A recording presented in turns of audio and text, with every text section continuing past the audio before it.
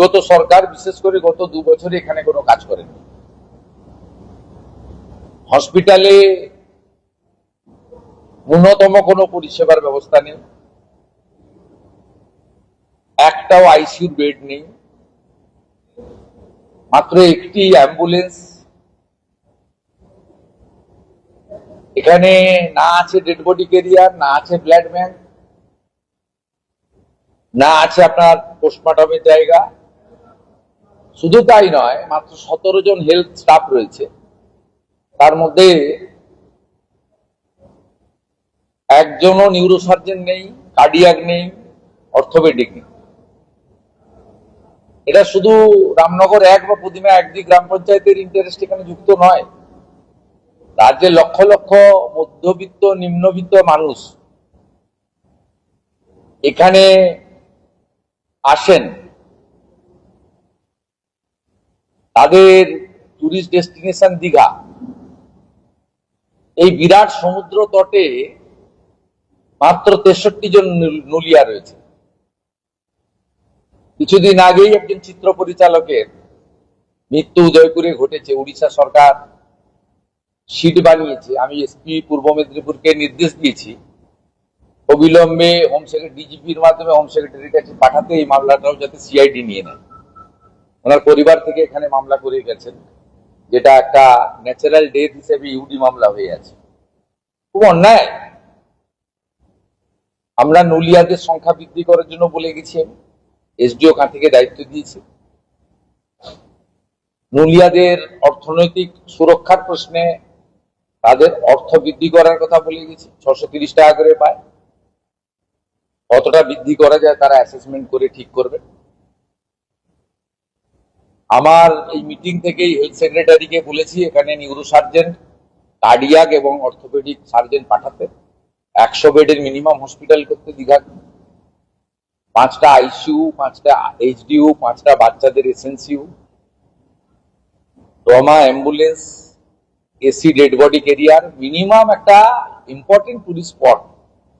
সেখানে যা যা দরকার সেটা বলা হয়েছে। আপনি শুনলে অবাক হবেন, 5 জন মতো এসআই নিয়ে দীঘা থানা চলছে, ডিএসপি দিয়ে রেখেছে, আইসি দিয়ে রেখেছে, মানে মাথা ভারী প্রশাসন।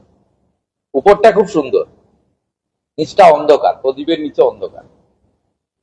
15 জন কনস্টেবল, ভাবতে পারেন দীঘা থানাতে।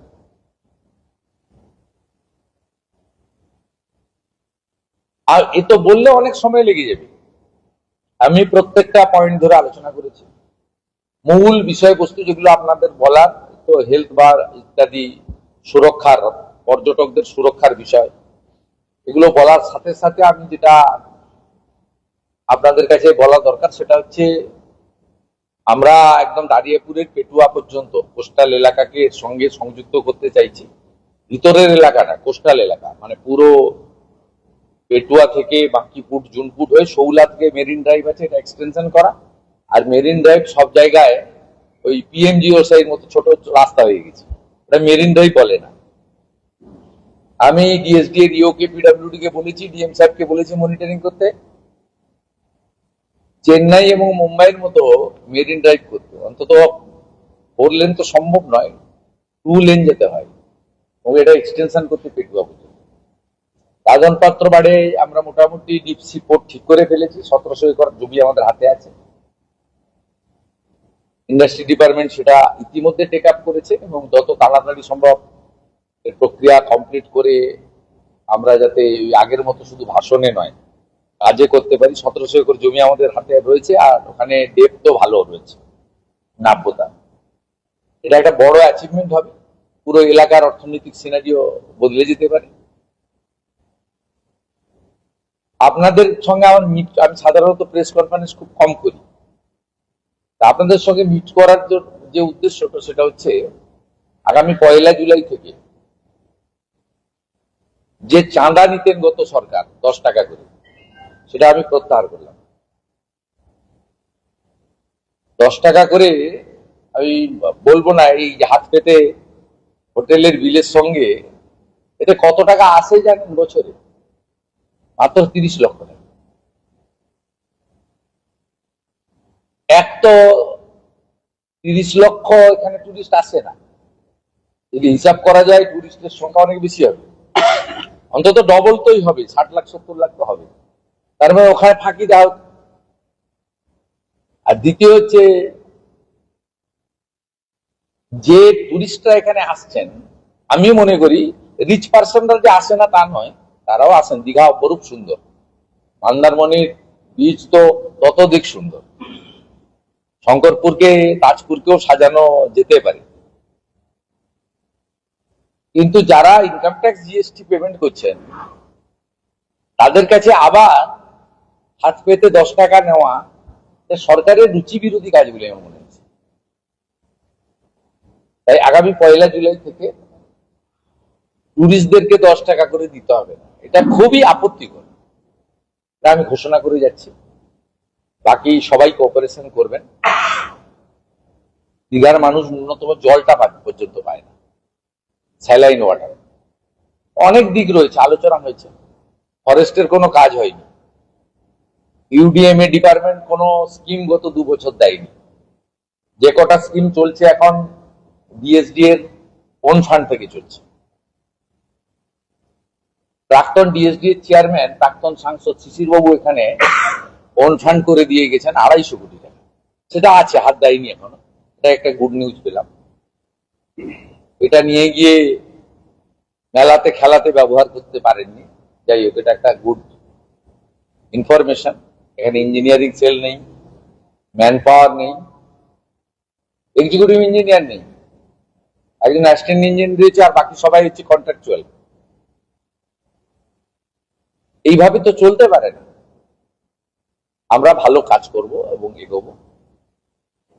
পাস্ট ইজ পাস্ট, অতীত। আপনারা দেখবেন কিভাবে সুন্দরভাবে আমাদের পশ্চিমবাংলার এই গর্বের কেন্দ্রটাকে আমরা দাঁড় করিয়ে দেব। আমি একটা পোস্ট দেখছিলাম হাইকোর্টের বিশিষ্ট আইনজীবী বিকাশ রঞ্জন ভট্টাচার্য। তিনি পোস্টে লিখেছেন, মমতা ব্যানার্জির ভুল কাজটা বর্তমান মুখ্যমন্ত্রী করছেন। আমি মাননীয় বিকাশ বাবুকে সম্মানের সঙ্গে বলি, আপনার তথ্য জানা ভুল হয়েছে। হিডকো এবং রাজ্য সরকার এখানে প্রভু জগন্নাথ দেবের যে কেন্দ্রটি আছে তার অফিসিয়াল নাম হচ্ছে শ্রী জগন্নাথ কালচারাল সেন্টার। ধাম শব্দ বাদ দিলে আমি বলছি, ধামটা যুক্ত ছিল, শ্রী জগন্নাথ ধাম কালচারাল সেন্টার। ধাম শব্দ তো আমরা প্রত্যাহার আগেই করেছি, চেঞ্জ হয়ে গেছে, এখানে অফিসিয়াল নোটিফিকেশন হয়ে গেছে। এই ক্যাম্পাসটার নাম হচ্ছে শ্রী জগন্নাথ কালচারাল সেন্টার। ক্যাম্পাসটার নাম সরকারি খাতায় টেন্ডারে যা আছে তাই কিন্তু বর্তমান সরকার রেখেছে। আমরা কোথাও কালচারাল সেন্টারকে টেম্পার করিনি। কিন্তু আমাদের সাত্বিকতা মেনে যেখানে প্রভু জগন্নাথ দেব অধিষ্ঠান করছেন, সেখানে নিত্য পূজা, ভোগ আরতি, মঙ্গল আরতি, প্রভাতী পূজা, কীর্তন, ভজন ইত্যাদি যে জায়গাটাতে হচ্ছে সেটাকে মন্দির হিসেবেই সাত্বিকতা রেখে আমরা করতে চাই।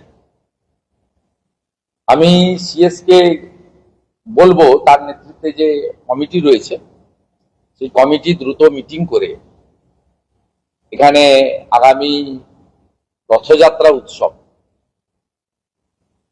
কিভাবে